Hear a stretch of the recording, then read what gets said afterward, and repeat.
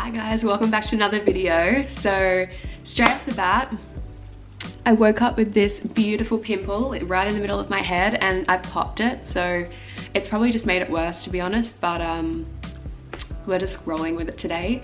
I've tried to film this video already like 4 times, but there's been something wrong with my memory card. I don't really know what's going on there, but let's hope that it doesn't stuff up again today.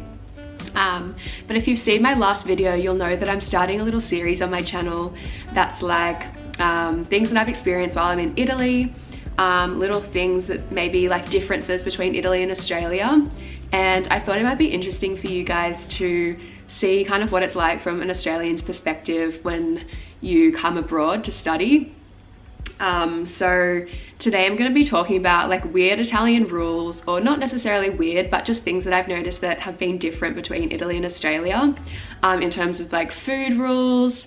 It could be like social rules or social cues, that things that are different between the two countries, and just like other kind of life in general things. So I hope this is a little bit interesting for some of you guys back in Australia, or in other parts of the world. And even if there's any Italians watching, I'd be interested to know like why you do certain things.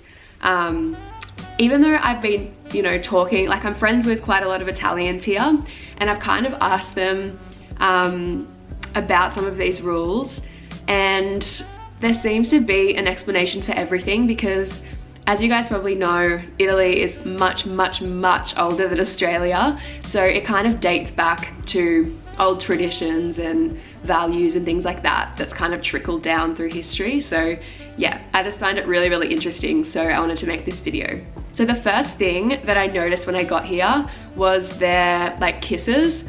So in Italy, when you greet someone, usually go in like on the left side, sorry, the right side, and you kiss them, mwah, mwah. So it's kind of like, my first initial thought was, oh, that's cute, like Italians are nice and affectionate and things like that, like very friendly. And also that it felt kind of like unnatural to go in to this side first, because usually when I hug, I think I go to the left side, so it kind of felt a little bit unnatural. I remember it must have been in my first few weeks or my first couple of months here in Italy, and no, I think it was my second month here, and we went out, I was going out with a bunch of Italians, and we went out to this bar, and there was this event on for Design Week or something like that, and we went out to this bar, and the group of Italians that I was with were kind of meeting with another group of Italians, and so when they met each other, they were like going up to each other and kissing them on the cheek and being like, you know, greeting everyone. And so me, the little newbie that I am, the little Australian little lost puppy in the corner, I was like, well, I probably should do the same thing, like I don't want to be rude. So I took it upon myself to like go up, introduce myself, and give them like a little kiss on the cheek. And one of the girls that I did that to kind of looked at me a bit weird, and I was like, oh, like I definitely did something wrong, but I'm not really sure what, like why is she looking at me like that? And then it wasn't until after the group of Italians that I was with kind of came up to me, like pulled me aside, and they were like, look Kai, like the best thing to do when you first meet someone is wait for them to initiate the kiss, because a lot of the time when you first meet people, you kind of just shake their hand, because it's more like polite if someone doesn't want to be that affectionate to you, you know, if you've just met them. So I think that's kind of like an unwritten Italian rule, that when you first meet someone, that you don't go in for the kiss, but because these, like the two groups of Italians had met each other before, that's why they like went in for the kiss. So yeah, that was a bit confusing, and that was definitely a little bit embarrassing for me, but I never did that again, so I learnt my lesson there. Okay, so the next thing that I'm going to talk about is another kind of social rule when you go out for like an aperitivo or something like that.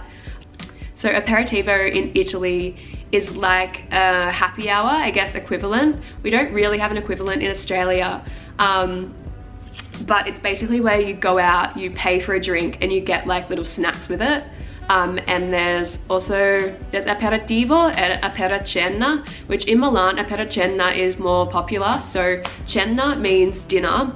So it's basically like a happy hour buffet. So you pay for your drink like 10 euros or something, and then you can go back for like little food things. Anyway, that's besides the point.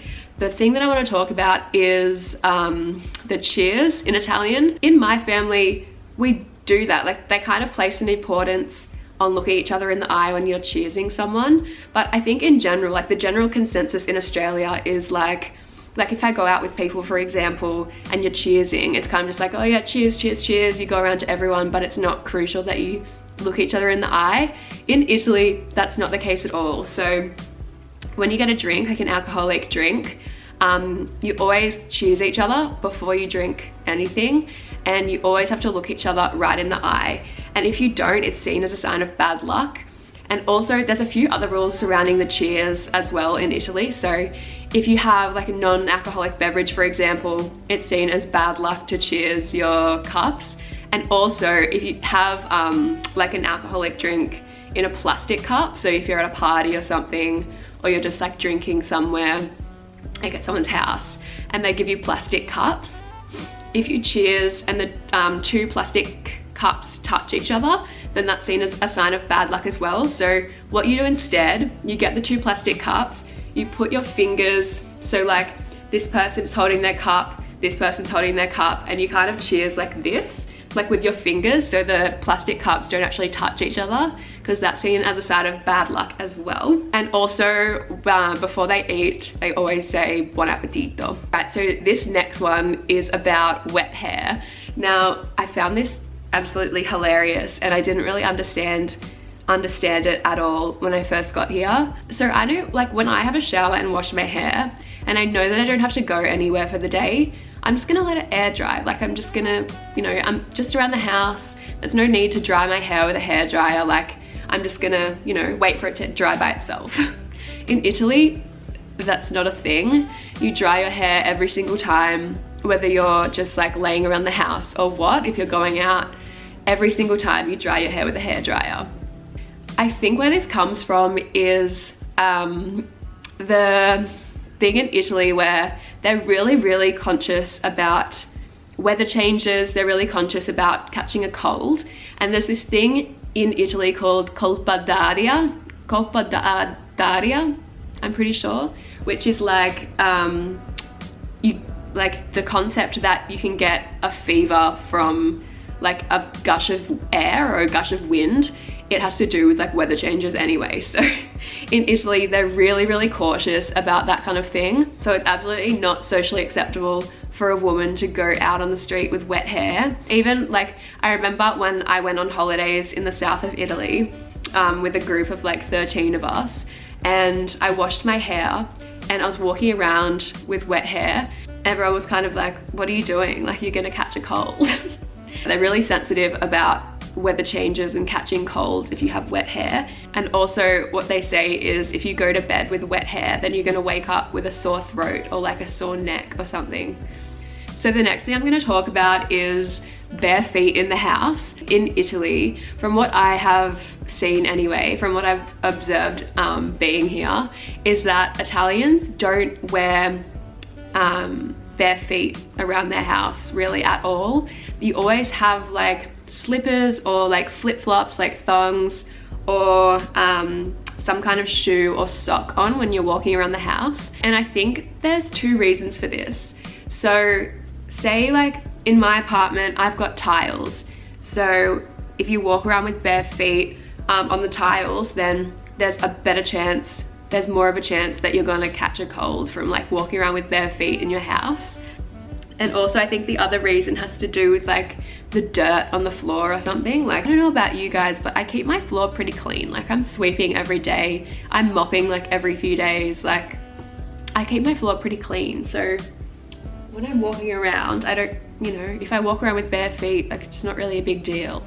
So Italians are super pedantic about keeping their floor clean all the time. Like, so if you go to an Italian's house for lunch or dinner or something, you finish up your meal, the vacuum cleaner out, the mop, like, they go full out to keep their floors clean. And they'll like polish their floors. Like, my next door neighbor Clara, she's this like old Italian lady, and She invites me over for coffee quite a lot, and every time I go in there, she's got the mop out and she's polishing the floor, and yeah, they're really pedantic about keeping their floors clean, and they don't want to put their bare feet on the floors because they get worried that, I mean, I'm not speaking for all Italians here, but this is just what I've kind of observed, is that when you're walking around with bare feet, you could get like dust or dirt on your feet, and then when you get into your bed, it could, like, the dirt could go into your bed. So I'm gonna get straight into the Italian food rules. First one I'm gonna talk about is to do with cappuccinos and like when you're allowed to drink them.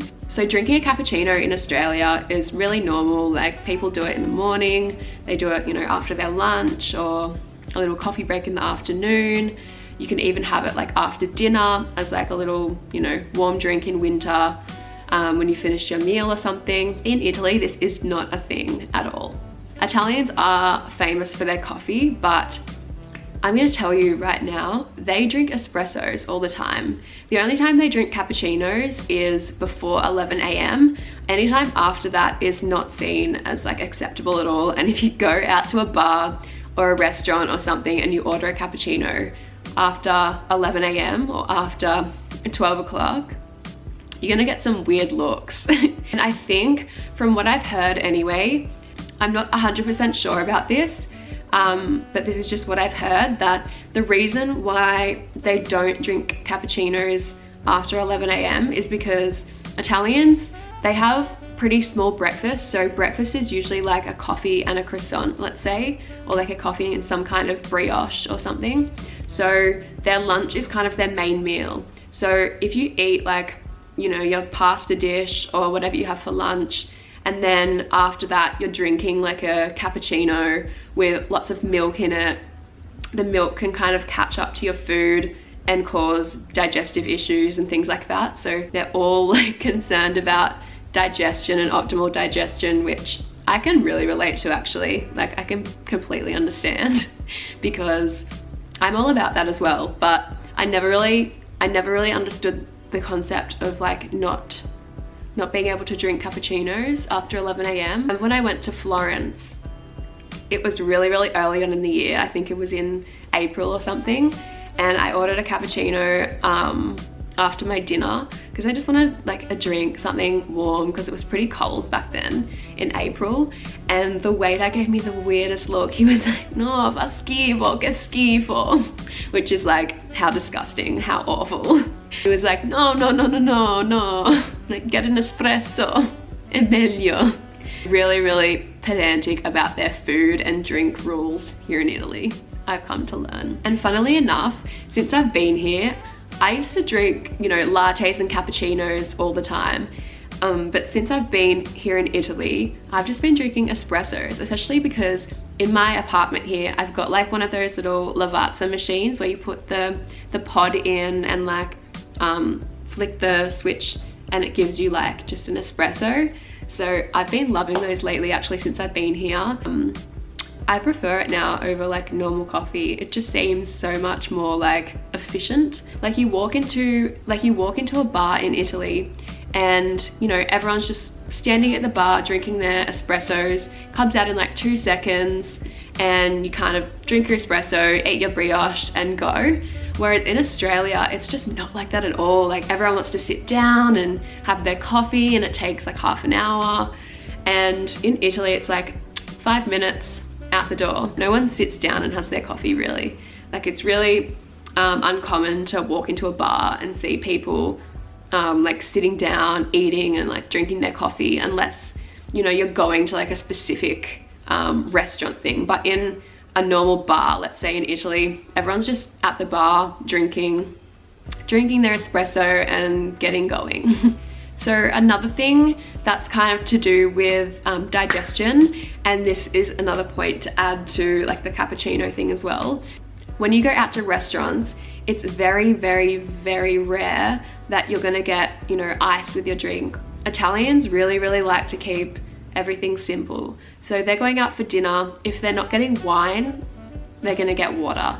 So the waiter will always ask you, you know, you want still, do you want sparkling? You're always gonna get water. You never see Italians drinking like a juice with their dinner, or like rarely a soft drink. Like I don't really see that at all unless, you know, you're getting like a glass of Coke or something, but it's pretty rare. Like I don't really see it a lot. A lot of the time Italians will just drink their water at room temperature. Room temperature or like from the fridge. Like you'll never see water with ice in it. I think it's because really cold water kind of blocks your digestive tract, whereas room temperature water is seen as better for your digestion. That's just another thing I found really interesting and kind of different to Australia. And also on the digestion and drinks train, after dinner, they always have, well, a lot of the time in Italian restaurants, if you go out for dinner, they have a range of digestivi, they call it, which is like alcoholic beverages that warm up your digestive system to like aid digestion. So they've got limoncello, some of you might have heard of it, meloncello, and a bunch of other ones that are meant to help you digest your meal. Because when you drink the shot of digestivo, it goes through to your digestive tract and heats it up. So it's meant to like boost your digestion, if that makes sense. A lot of the time they actually give it to you complimentary anyway. Like they'll just bring it out. If you finished your pizza or something, they'll be like, oh, complimentary limoncello, and like place it on your table. You're like, oh. So there are a lot more things, but I'm going to talk about just one more thing in this video because I think it's quite long already. It's to do with sweating. In Italy, they're huge with layering because even though it gets really, really cold in winter, if you go inside a building or someone's house, the heaters are really, really warm. Like they're very hot. The Italians, like when they go into a building or into someone's house, they'll take their layers off. So you'll see Italians wearing like 4 or 5 layers in the winter time. They take their puffy jacket off, their like over shirt, the long sleeve shirt, and then they'll just be like in their t-shirt, for example. Over this specific time, and it was really, really cold outside, and I was wearing, I think, just like my coat and like a long sleeve top underneath. And I walked into someone's house and they said, aren't you gonna take your coat off? And I said, oh no, I'm just gonna leave it on, like I'm still pretty cold. And they said to me, no, like you're gonna start sweating, it's really hot in here, and then when you go outside your sweat's gonna turn cold and then you're gonna get a fever. Like, so yeah, that's another thing in Italy. They're very, very aware of temperature changes and hyper pedantic about you know, like layering, taking your layers off inside, putting them back on when you go outside, even if it's just like for 2 seconds. I heard this story of these girls that went into a gym, and they said that the Italian ladies in the cool down of the workout would like wrap scarves around, just for the cool down, would wrap scarves around their neck and like put their jackets on. They had their hair out so their neck wouldn't get cold, and that's just unheard of in Australia. I found that so strange. I just thought this video was a bit of fun. I hope you enjoyed it and you found it a little bit interesting. Some of the Italian rules and things that they do, they're a little bit different to Australia. So if you like this video, please give it a thumbs up for me. Subscribe to my channel because I upload videos every single week. Until then, I will see you next time. Bye.